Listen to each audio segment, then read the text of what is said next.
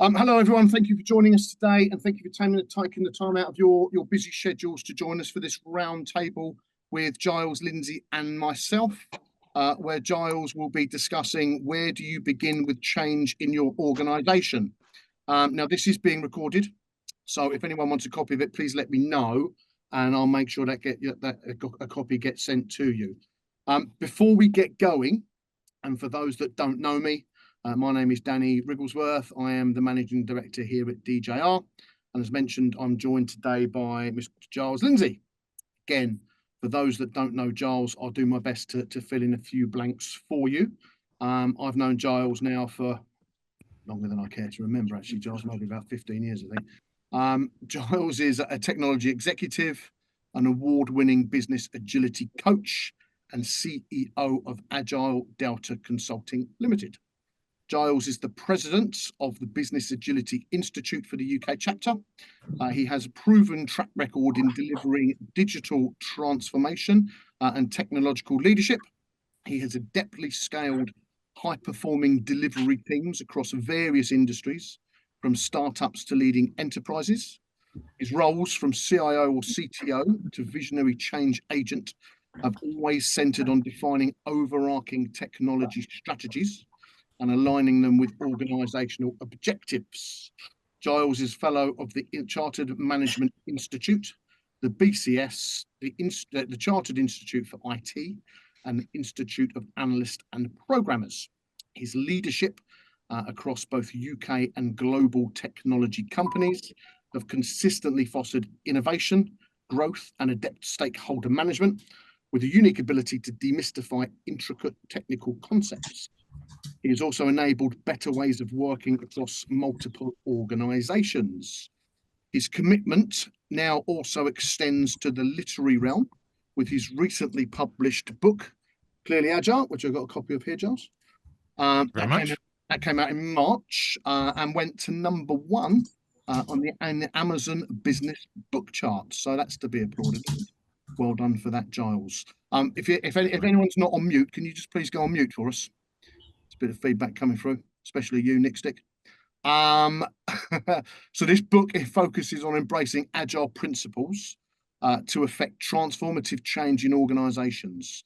An ardent advocate for continuous improvement and innovation, Giles is dedicated to creating a business landscape that prioritizes value, inclusiveness, and societal advancement. Have I missed anything, Giles? No, but I want to hire him, whoever he is. There you go. He sounds amazing, doesn't he? So, guys, the way we want this to work and the way we're hoping this will work today is as follows. We'll try and get through as much as we can, but we hope to cover the following. So Giles will talk about where do you begin with change in your organisation, of course. That's what the title of the webinar is. We'll explore how the clear model facilitates impactful organisational transformations. We'll learn about fostering a culture receptive to change, empowering leadership to champion these initiatives, and executing strategies effectively to embrace new directions. Finally, we'll aim to look into overcoming resistance to change, providing strategies to engage skeptics and convert them into advocates for progress, skeptics. So although, look, that's quite a lot for us to cover, we'll try and keep it to around 25 minutes, maybe 30 max, and then we'll open that up to a Q&A from you guys. At that point, if you have a question, please drop that in the chat function box and I will come to you so you can ask that question if that's okay. So if everybody's happy, I think we will go on to and crack on with it, Giles, if that's okay. Sounds good to me. Is that all right? So yeah. So first things first, how do you go about change within your organisation? So I guess for me, it'd be really interesting to know what some of the key challenges and organisations face in embracing change, and more to the point, how do you go about addressing these challenges? All right, Danny, thanks very much indeed. And look, hi to people here. Obviously, some faces I recognise and names I recognise as well. So thank you very much for coming along and supporting today. You know this, and the answer flippantly or otherwise, is it depends, right? And it depends on just a number of factors, obviously context within the organization, what change is currently underway already, what is the impact and the overall end game for the change that has to be started as well. So, I want to sort of start really today by sort of saying that there is actually an inevitable nature of change in sort of today's business environments.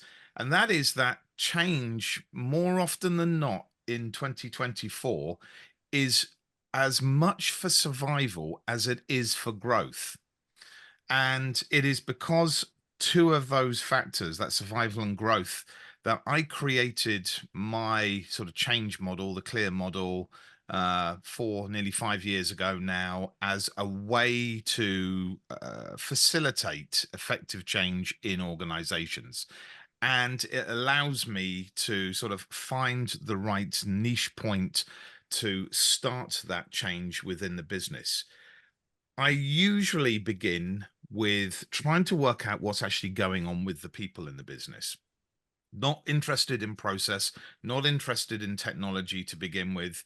I'm trying to work out where's the heads of all the people involved in this business. It's about trying to cultivate a ground for change with the culture. And for me, I always put culture as the starting point for any change initiative, right? Culture that actually embraces change is more resilient and open to the actual transformation and change that is going on around them. The level of communication, the level of bringing the people on the journey with the change, not just something that is forced on the people. And of course, there are many strategies of how to cultivate a culture that values continuous improvement, openness to new ideas, and obviously, creating a proper supportive environment where fear of failure is also minimized, that world of proper psychological safety taking place. So, culture is the bedrock for any successful change initiative. And a culture that embraces change is naturally more resilient and welcoming. And we've got to do this by making sure that we value continuous improvement. We encourage open dialogue as well in the organization about new ideas and create that supporting environment where I said, where the fear of failure is truly minimized. Let's, fail fast, succeed faster, and actually celebrate failure as much as celebrating success in the organization as well. We have to. It's what allows us to pivot and actually go in the right direction for that next chapter in the change journey. And then I move on from culture. And a lot of people ask me why I don't start with the leadership team. More often than not, going in and doing an interim CTO, CIO role, I don't have the luxury of doing a 90-day plan, 100-day plan in an organization. As an interim, I get a 30-day plan at best. And at times, it's quite natural for them to kind of think, well, if he's not bringing any change in the first month, that is it. Let's get rid of him. And I go in and often I get asked by the leadership team during the interviewing stages, what are you going to do in your first 30 days? And I sort of, in some ways, it's to see how they react. I go, I'm going to listen. And I know Steve and Pap heard this the other day when I was with him in London. And it is absolutely key that I do this. And they kind of say to me, you're going to do this for 30 days. Well, no, not quite. But I'm going to be doing a lot of listening to a lot of people in this organization. And I know that a lot of people and a lot of other authors and a lot of other people blogging about this stuff online go and say, go and start with the leader because the change has to happen from top down. I start with the culture of the overall business, first of all, because I like to make a micro change, not a macro big bang change. I like to make a micro change in one or two key places from the listening going on at the start. And usually, more often than not, because of the positivity of that change, the leadership then start going, okay, we can perhaps trust him. He knows what he's doing. He knows he's going to put a plan together. All right, we'll just see a little bit more. And I might do another couple of micro things within those first 30 days, but I'm leaving the leadership alone because I'm trying to make something that's causing huge amounts of friction for the people in the organization better for them. I'm removing redundant meetings that are just simply meaningless for so many people turning up in the organization. So I do that. And then more often than not, I get invited into a conversation with the leadership with regards how I can start bringing them on the journey as well. And at that point, I know that I'm on a winning path because they've asked for me to come in and do this rather than actually me trying to force the need that they need to change as well. So, leadership, right? It's steering the change ultimately at the end of the day. They've seen some micro wins. Now we're going to start talking about the macro changes that's going on. And what I do is I really emphasize the role of leadership in driving change. The leaders have to endorse the change, but they have to actively participate in it. Danny knows this, that I think it was last year I was having an interview, no, year before, 22. I was having an interview. 50 minutes into this interview, it was going great guns. Me and the CEO, we obviously worked together, really bonding well, having a great chat. And then in the last sort of 5-10 minutes, he suddenly just made this comment, which was like a needle off a record player moment, for those that know what vinyl is. Sorry, Daniel and co, who are too young for this. He literally went, by the way, I just don't need to be involved in the change program. What? And it really was one of those really bizarre moments in my career where the guy turned around and said, yeah, I don't want to be involved. I just want you to tell me about it occasionally, but I don't want any involvement in it. I'm too busy. I'm the CEO. I'm just far too busy to do anything. And I just turned around and said, I'm not the one to come and work for you. You have to be seen to be leading this change and endorsing this change and actively participating in it. Right. And it's about how their leadership can actually influence and foster an environment in the organization that is actually conducive to change. There isn't this fear of resistance of change going on at that point. And this is where I start coming in and start helping them obviously on a leadership track and trying to make sure that they're the ones being vocal about it. I'm sat in the shadows somehow, just supporting them from behind the scenes. And they are being transparent about the processes and the change journey and the good and the bad that's happening, the expected outcomes. They're sharing those as well. And hopefully they are very open to feedback about the journey that the business is going on, having forums, having town halls, proper spaces for people to be able to ask those questions. And then obviously in parallel now with a stream for culture ongoing, the C of clear and the L of clear leadership, we then get into the world of execution, the actual operational model, the target operating model, things like that. This is execution is physically about implementing the change practice in the organization.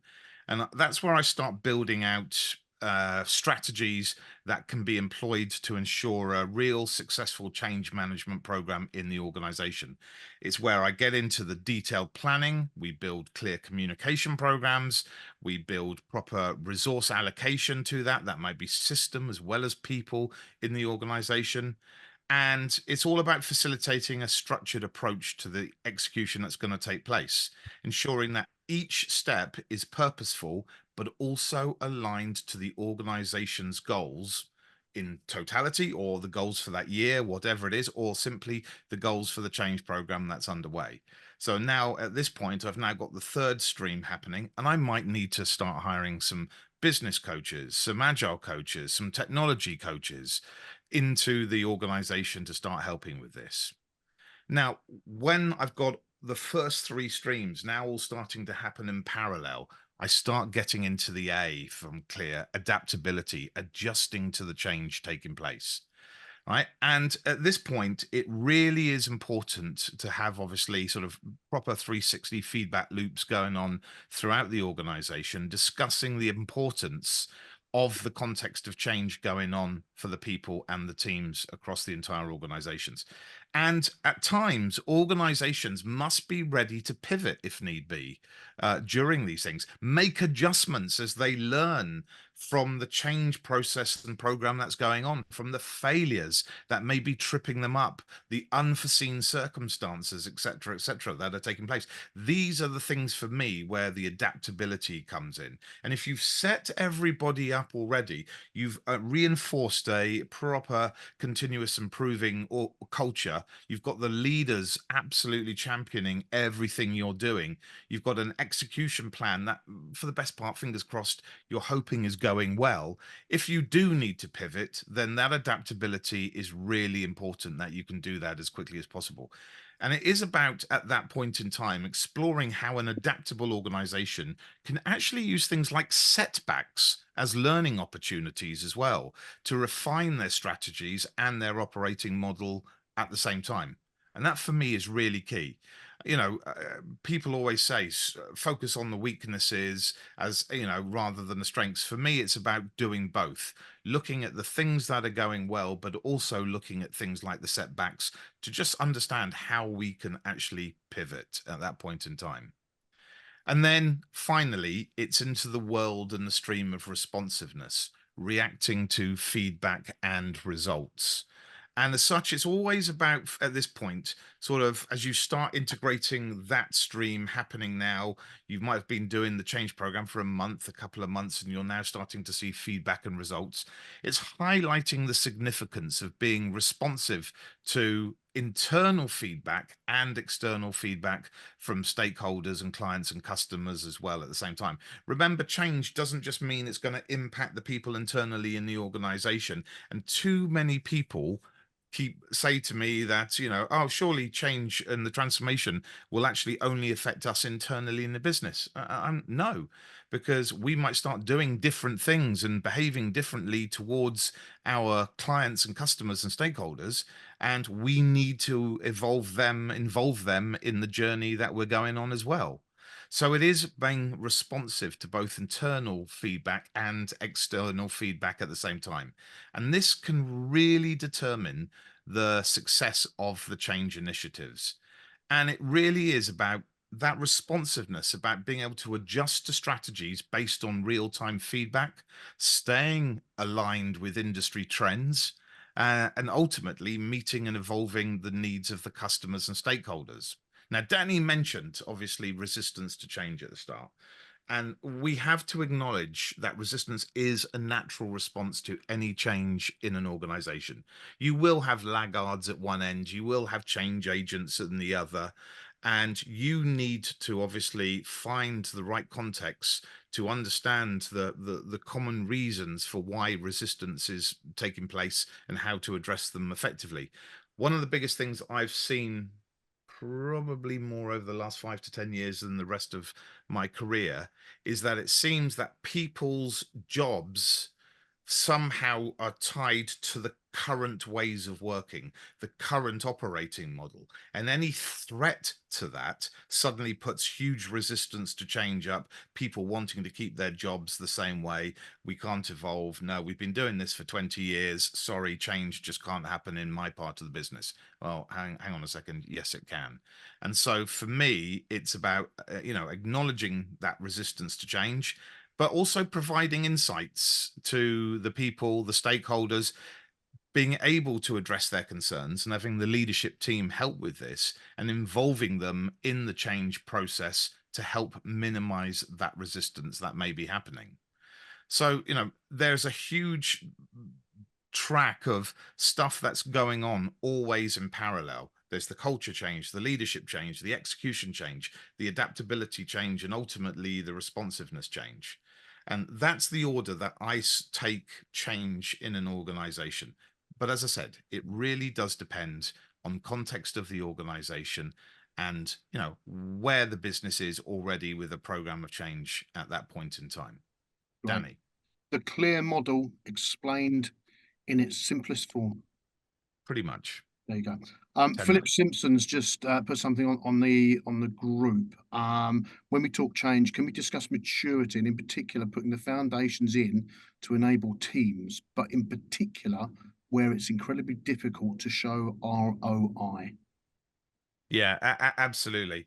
I often even start thinking about things like the maturity of the leadership team as well. Throw this one in the mix, because I often find that sometimes when I'm brought in, and two of my last 5 jobs, I've been brought in because the CEO is pretty green behind the ears in that organization. He's new to the business. He's somehow feels that to put his stamp on the business, he needs to start a change program.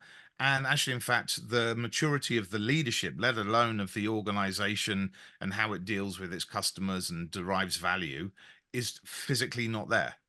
And part of the challenge I have to do is actually start teaching the CEO at times what it means to be a leader. And you find that slightly bizarre. And Danny, I'll come and have some conversations with you later in the week. But it's really bizarre how these leaders start thinking that they can suddenly be a CEO overnight, especially if they've been promoted, come from a smaller business into a larger business, start thinking that they can just do it their way because that's the way they did it in their previous organization, and it isn't.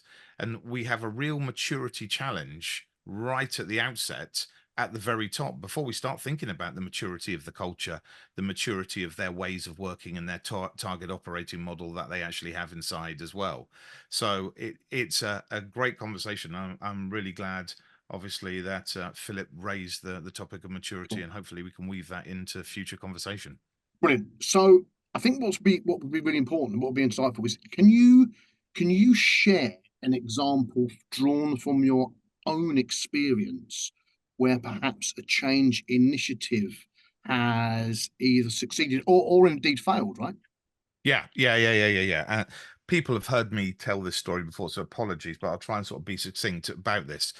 But I was between 2016 and 2019 responsible for change in a medium-sized organization with thousands of people, and especially bringing in new ways of working to a sort of a failing technology department with sort of hundreds of members of the team. Needless to say, that the organization went from delivering 12 fundamental customer value deliverables the 12 months previously to well over 100, in fact 109 12 months later. And this impacted the bottom line from the work that the technology team alone had done into the low millions, which was just phenomenal to see. And we kept celebrating that fact every day, near enough, when we started understanding it. But at this point, I didn't have the knowledge of what change actually meant to an organization. And I was keen to communicate the change as much as possible and celebrate the success to as many departments in the business as possible over that first 12 months.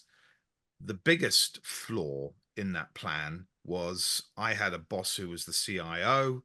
I wasn't the CIO, and I was leaving it to him to be the one to do the communication into the CEO, the exco, and the board. And that was my biggest downfall. So at the same time, not only was it my biggest and best change program happening across the organization, but because of that ceiling that I had hitting my CIO, it was also my worst transformation. And I only realized this 5 years or so ago when I really sat back and thought about it, building out my own model on this. Well, I suddenly realized I didn't take the leadership team on the journey. I fixed a lot of cultural challenges. Attrition was 1.4 people every month from the technology team. We didn't have any attrition for 24 months once we introduced the new ways of working. Didn't I know it? Say again? Didn't I know it? The Yeah. attrition or lack of. Yeah, well, right. It is exactly. Yeah. Right. So, you could see the business really starting to change because, as you say, that lack of attrition taking place. all these other things were happening. People were really happy. Employee net promoter scores in the business were going to levels that the business had never had before. This was great, but because the leadership team did not understand the change that was actually happening, it caused huge amounts of friction. And because they weren't the ones communicating it to the rest of the organization, because I was, according, they felt I could have just been telling a whole raft of BS to everybody. The exco team predominantly made up of sort of people coming from sales and marketing world rather than technology, didn't understand what these new ways of working meant for the business, caused inevitable amounts of friction. They fired my boss. They promoted me for 3 months internally and then fired me as well. And that was inevitable because they needed someone to hold keep the lights on as such while they were finding the next person, and then ultimately got rid of me in the process at that point of time. And that came down to the fact that a lot of the non-technical parts of the business, and Stephen will remember this from the other night, we were talking about the difference. Too many people were talking about the difference between IT and business, and I'm going, no, there's no such effing difference. We are the business, whether you're in IT or the commercial elements of sales and marketing and other things, right? Amen. And so from that perspective, the commercial parts of the organization were suddenly seen to be doing worse than all the operations and technology in the organization as well. CEO hated that. His baby, the new things he had created when he came into the organization were not working as well. Net promoter scores internally weren't as high, etc., etc., etc. So get rid, and obviously, hopefully, they can go back. Now, he famously said in one meeting in the town hall after he got rid of my boss in that 3-month period where I knew my time was up, that he turned around and said, I hate this phrase I keep hearing, working smarter rather than harder. I need you all to work harder than smarter. And I tell you what, the floodgates opened and attrition just went through the roof. People left. I went to another organization, became a VP of engineering, took 12 of the team with me, and we did amazing things in the next place. But that, Danny, is my story with regards, how you can do something successfully and you can make it fail miserably all at the same time. Amazing. And it's ultimately why I created the model I created, because learning from reducing the friction, I was able to build this thing out and do it the Giles way. And the Giles way seemed to have a nice, soft landing in every business since, and been able to achieve some great things with the teams and the people in the businesses since. Amazing, amazing. I'm conscious of time a little bit, so why don't we, if we can we jump into overcoming resistance to change and providing some strategies to engage the skeptics and how we convert them into advocates for progress? Yeah, I know one. I mean, when I was at Emirates Donata, I had do people remember high streets in towns? I mean, I can't. Yeah, you do. Okay, you're old enough. Thank you for that. I think I'm older than you, but anyway. There you go. Uh, I remember the travel agents and going into a travel agent, to a Thomas Cook, to a whatever, and being able to go and book flights. And you had the people behind the desks operating an EGA green screen system to book the flights. I mean, they were prevalent in every single high street shop for travel agent bookings you ever saw. Now, the airline, Emirates and Donata, had one of those green screen systems still in operation, written in COBOL. And I had huge resistance to change with the new programs and ways of working there with the team that was responsible for this. They'd been there 25 years and they had saying, no, we don't need to change. We've been doing the same shit for 25 years and everything still works, etc., etc. So, what we did was we started talking to those laggards, those people, by sort of embracing them. you know, letting them be very vocal about what was actually their concerns with the change program at hand, why they didn't need to change. Yeah. But at the same time, we also started over communicating all of the success criteria and the changes to sort of employee net promoter scores, meaning that something was going in the right direction, culture improvements were taking place, leadership messaging was obviously a lot better and a lot stronger as well. And so at that point, I've often noticed the laggards sort of, you know, it's FOMO, fear of missing out. And you create that FOMO by really making a song and dance about all the stuff that's actually really, really good, to the point that I never asked them. I didn't go seeking their approval for the change that was taking place. They came to me.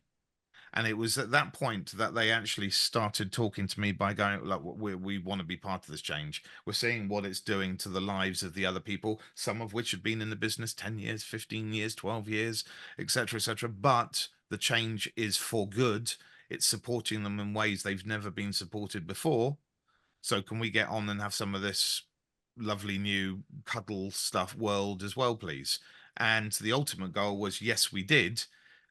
Long story short, 12 months later, I stood up on a stage in Blackpool at the place where they do the Strictly Come Dancing thing for a massive award ceremony from the Emirates Donata Group, and stood on stage and gave one of those COBOL engineers a change program award, because he actually became, in a very short period of time, from laggard all the way to change agent at the top, and became one of the people wanting to support it across the organization. And I think it's because we let them have a voice by saying they didn't want to. We didn't force the change on them. They had to pull that change in for themselves. You can't push change on people. They genuinely have to pull it in and embrace it for themselves. And when they did, when the time was right for them, and I didn't command that it had to happen at this point or this point or this point in time, they more often than not will come and kind of go, can we get involved? And that for me is where you start seeing the success of this change happening. It's seeing it through osmosis in the rest of the organization. Yeah, it's interesting, isn't it? I mean, we for those of you that don't know, Giles talking about Donata, which is Travel Republic, which are part of the Emirates Group, and we work very closely with them actually, and seeing them, the transformation that Giles was talking about firsthand was amazing actually, and they went through the roof in terms of the business. Not so much now, but certainly, you know, up to, and you know, to the pandemic, the business were ripping up trees, right? Yeah, and then they lost 30,000 staff during the pandemic because they Yeah. had to slash costs. There you go. Right. There you go. So all that good work suddenly went straight out the window. But hey, that's a story for another day. that would do it. That would do it. Okay, look, thank you for that. That's really insightful. We've been running for 35 minutes, which is bang on time. So I think let's throw this open to the floor. And if anybody, I'm sure there'll be a few questions. If you want to type those in, then I can ask Giles those on your behalf. So please feel free to type away. Any questions, people?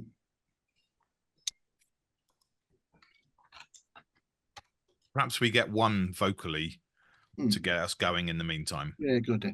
Yeah. Anybody? Oh, I'll speak Yeah, up then.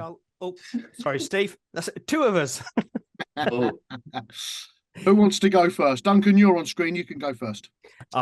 Fantastic. No, Giles, I found it very interesting about you saying that the change component within an organization, you also have to think about the customer and the end user of the product, because fundamentally that's what an organization's there to do. So your Donata story, the end customer is the person that wants to book a flight. Correct. And I find it does resonate with myself that, you know, yeah, let's do a change and transformation project or program with an organization, but then they lose sight of the effect in the customer. And it's like, so the question there is that how do you sort of pull that up to the higher echelons of an organization?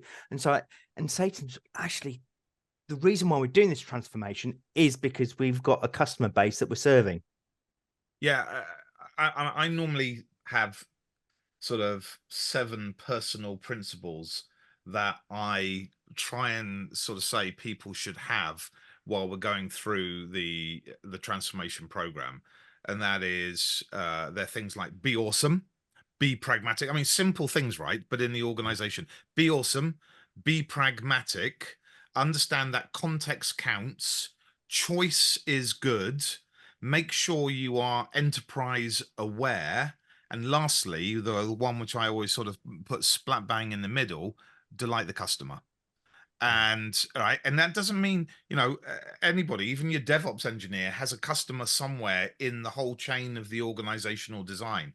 Everyone has a customer somewhere, whether that's ultimately a product owner or a product manager or a head of something or a stakeholder they're dealing with. There are customers. It doesn't mean necessarily externally outside the business, but I have those posters up with those 7 things around offices. And get them. I actually ask the people to choose the priority order, so that some people will kind of go, yeah, being enterprise aware, understand what's going on with priority 1. Priority 2 is delight the customer, but I want to understand what actually is resonating for them in the job that they are doing. So again, I get a bit of a better picture if we're not doing enough for the customer, or they're not being as pragmatic as possible, or they're not thinking about the context of the work they're doing. Then I can actually do a bit more and help focus on them. But 7 core lightweight principles that I put up around the different teams and the offices, and make sure that we all try and aspire to do them, but with bang smack in the middle, delight the customer. Brilliant. Absolutely. Well done. Mr. Reeve. I was going to ask the cost of change.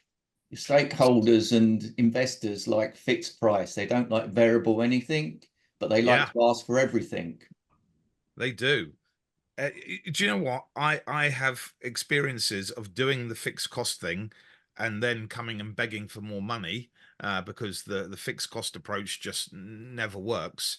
More often than not, I try and do a type of beyond budgeting approach. A financial model that was actually created back in 1996. It's become sort of synonymous with being an agile financial framework, but I don't necessarily ever agree with that myself. But the whole idea of it is I actually say to them, give me enough money, and I work out a cost plan and a benefit plan for the work that's happening for the first quarter, a quarter at a time. And then what I do is we have a proper retrospective as a leadership team or as a transformation team, and we actually look at the spend of that and the outcomes. Did we achieve the outcomes that we said we would get for that spend in those 3 months? And if we didn't, we get to instantly stop or pause, or we can shift left, or we can shift right.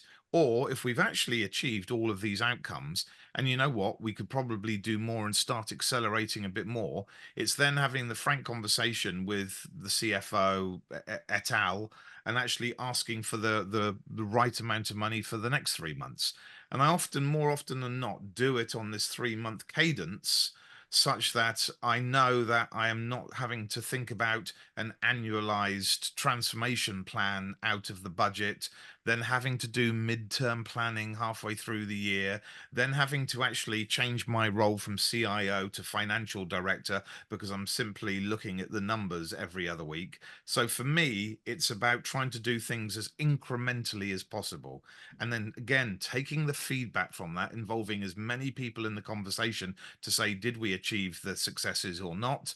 Do we shift left? Do we shift right? Do we stop? Or now do we actually accelerate and have a bit more? That also allows me to know that I don't have to do big bang hiring up front with the budget because I can get to spend a huge amount of money to achieve an outcome. I can actually do things, as I said, iteratively, and know that in the next quarter, I might be able to hire the 2 or 3 people I need, and they might actually just be contractors for 6 months. And I understand where we are in the change journey at with a sort of a better lens, a greater lens than I would have done when I've had to do, 10, 20, 30 million pound budgets in the past in previous organizations. And as I said, the number of times I told Danny before, the number of times I felt like I was the financial director was just ridiculous. Sitting and looking at numbers all day rather than actually thinking about the change that was going on in the organization. So that's my approach. It's an approach. It doesn't necessarily mean it worked, but I've done it in enterprises as well as small startups.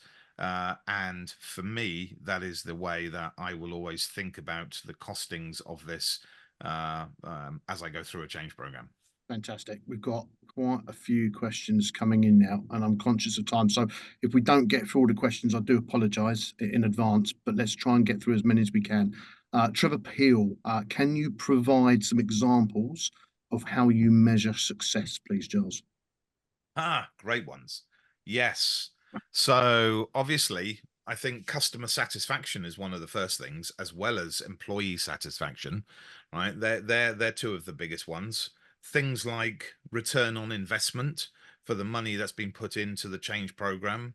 What are we getting from it? Are others things even like adaptability quotient?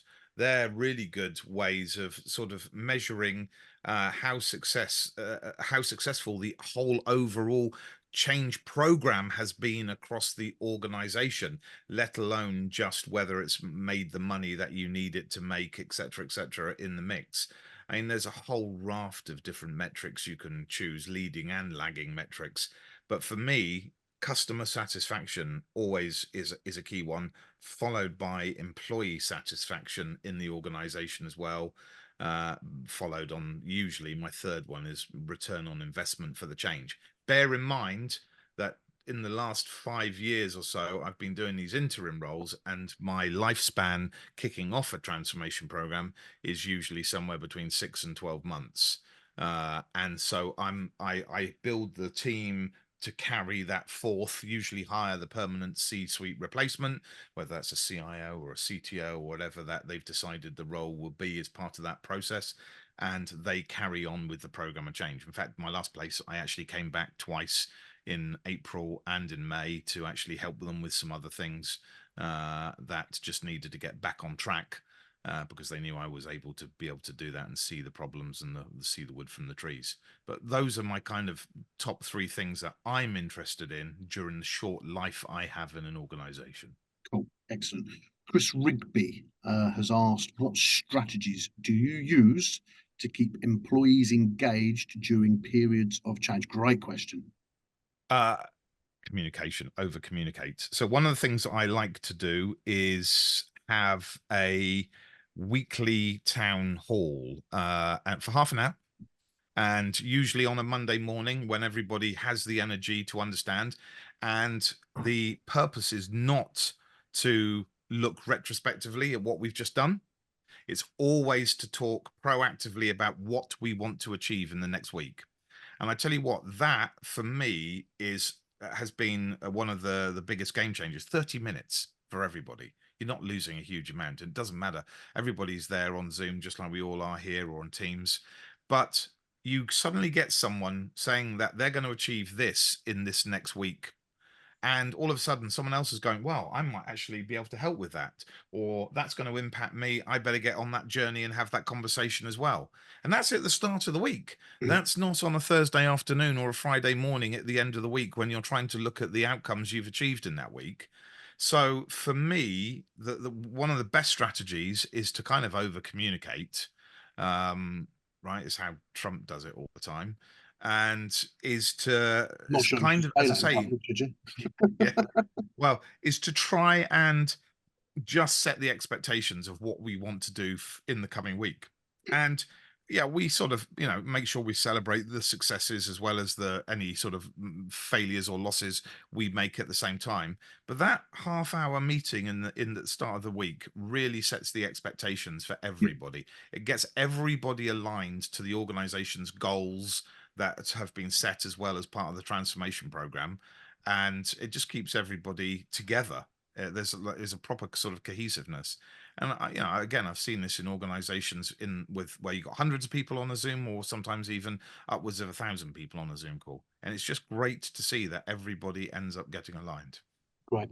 We're not going to be able to get through all the questions, but let's do 2 more in the order that they came through. Matthew Pegg, any specific tips related to the piece you talked about understanding the culture when a lot of the organization is remote or hybrid when going into a new business? Again, really good question.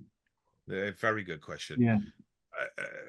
For me, I think there has been a huge success for businesses having the opportunity for the people in the organization to be remote, as well as obviously being in an office. It's better for their mental health to do that, to be with family and friends. I get it that there are instances where you get individuals, just certainly during lockdown, who were on the 9th floor of a tenement block and couldn't escape, and they lived in a 1-bed studio flat, never seeing another human being. I get it. But for the best part, there is a lot to be said about having the hybrid ways of working and the people there. Certainly for new starters, one of the things I introduced during lockdown was to make sure there was always a buddy. So there was a proper buddy system, a bit like we do. I'm a software engineer. I used to do pair programming using extreme programming back in the day. And, for me, it's a very similar principle.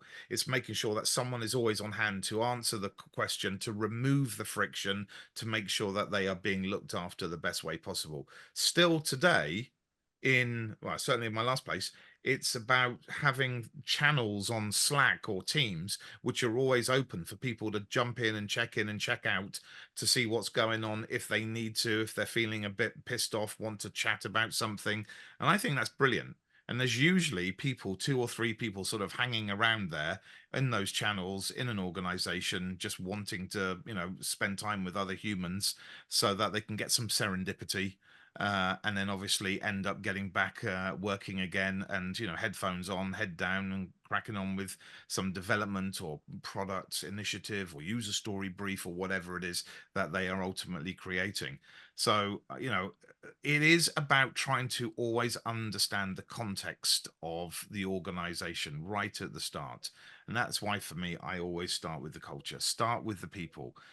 I'll tell you, 10 years ago, I always saw transformation and change programs focusing 80% of the change on process and technology. Today, it should be 80% of the focus should be on the people. It should be 10% on process and 10% on technology. And I tell you what, if you put the emphasis the other way around, you'll have a much more successful transformation program than you would if you were doing it the other way around, leaving the people behind. Don't leave the people behind.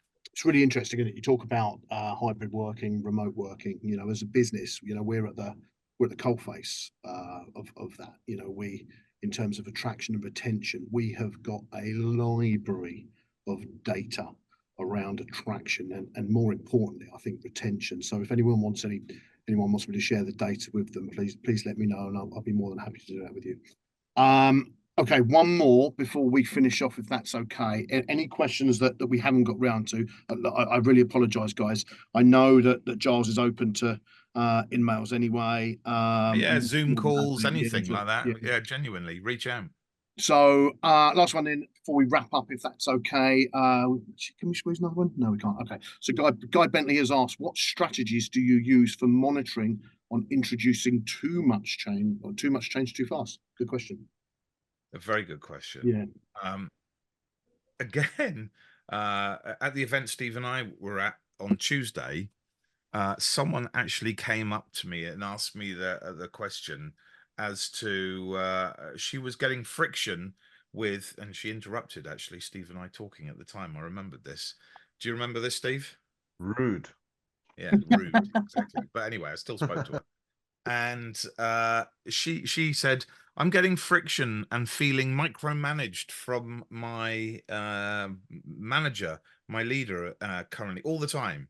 And every time I produce something, he's always asking 1,000 more questions. And this comes back to obviously, the introduction and monitoring properly and reporting on these change initiatives going on.